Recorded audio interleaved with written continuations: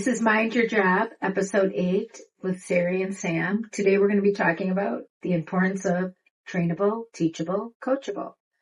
I'm going to send it away to you, Sam, in a second, but I'm going to start by saying sort of something. This is recruiting season.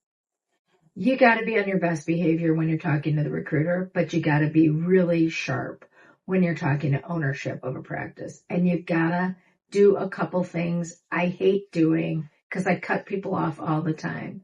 But part of trainable, teachable, coachable is sort of put your teeth gently against your tongue and let somebody finish what they're saying, because we cut people off. We all do. We're in such a huge hurry sometimes to get it out of our head that we cut people off. So just when I'm going to give you a little tip here for some of the recruiting stuff, hold on to your thought and let somebody finish theirs.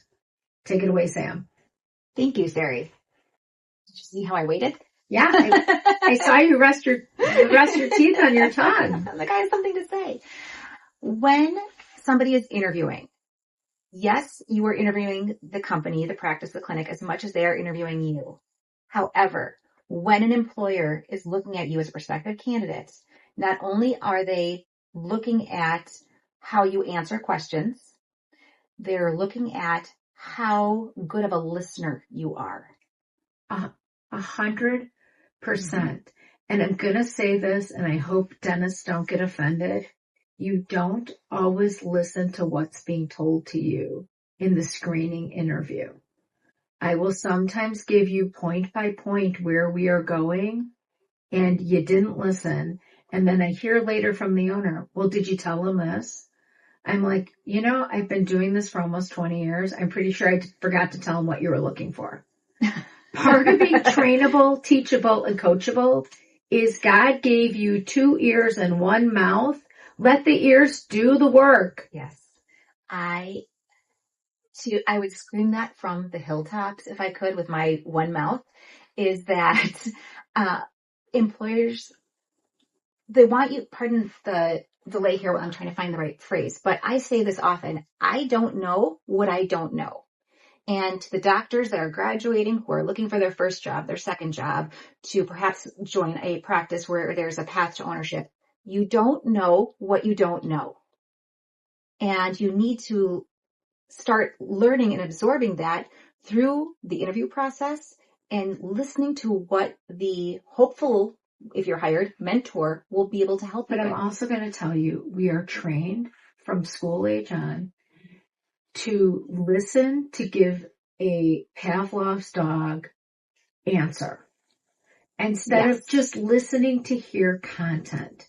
Sometimes you have to just listen, and I don't know what you do. Got to pinch yourself to not be responsive and just take in information.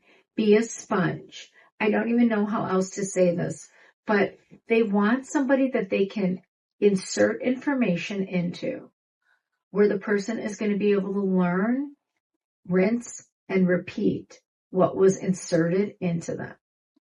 Yes. And a very important phrase that people should write down in their head or on paper. Thank you for telling me, or thank you for teaching me, or thank you for pointing that out. Oh my God. Well, that's all dropping the ego at the door. Yes, it is. From an earlier podcast. You don't know everything. 4 years at dental school, and let me tell you something. You've scratched the surface. Mm-hmm. You have yet to be dealing with patients on a daily basis, or an entire room of employees, or an assistant who sucks, or you see a sterilized instrument that didn't get totally sterilized and you want to throw it across the room because somebody didn't do their job. You can't be the dictator. You have to be sort of in yourself, retrospective. You have to go back and teach someone. You want to gain people's respect and trust. Right. You can't be the person who has all the answers. You have to be the person that they go to for answers, but you can't have all the answers. And I know that sounds like it's not in connection with each other, but it is the connection.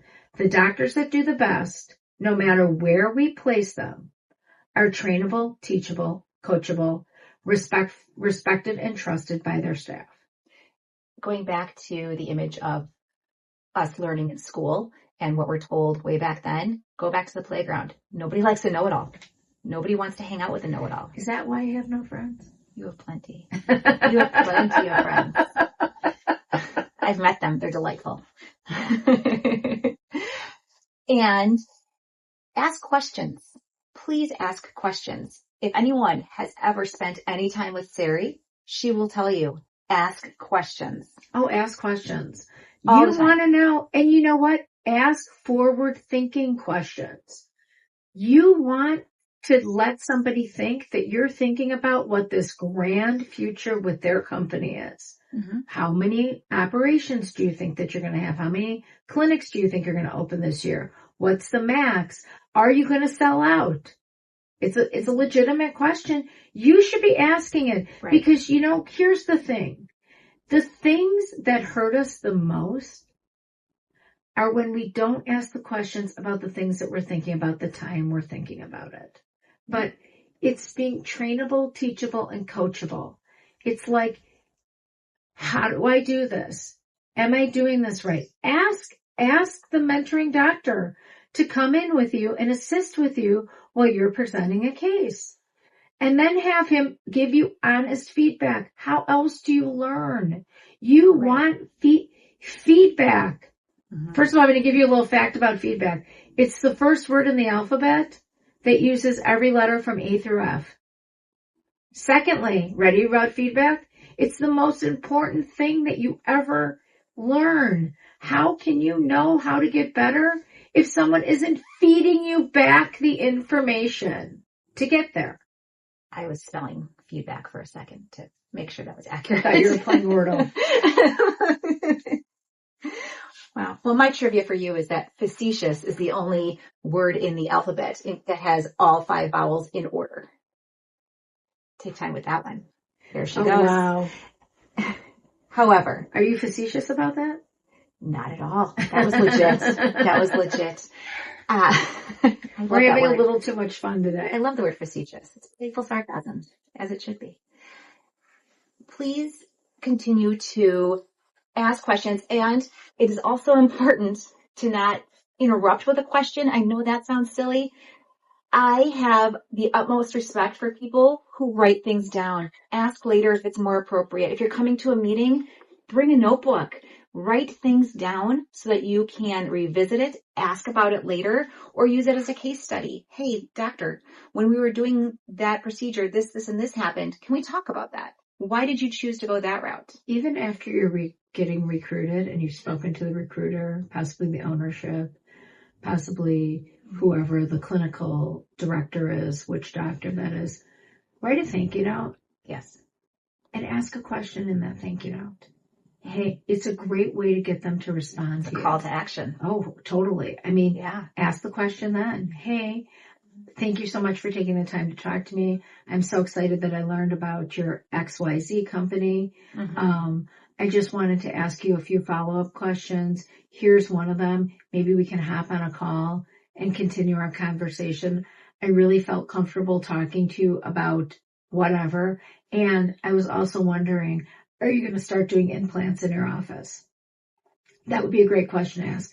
Are you going to start doing, do you have a CBCT? Are you getting one? Do you do scanning? Are we going back to the old way of doing impressions?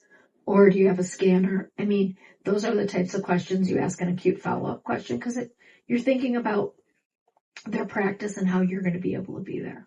I love that.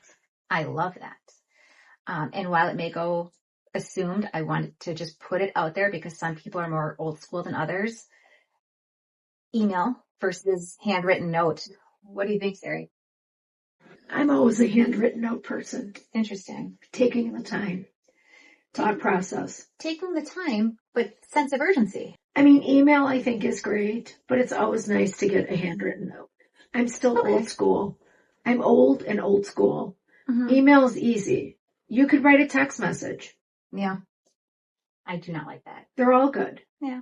But I think that at the end of the day, being trainable, teachable, and coachable, showing that you are listening to what they're saying, and then asking questions later in a follow-up, mm-hmm. It just makes you look smart.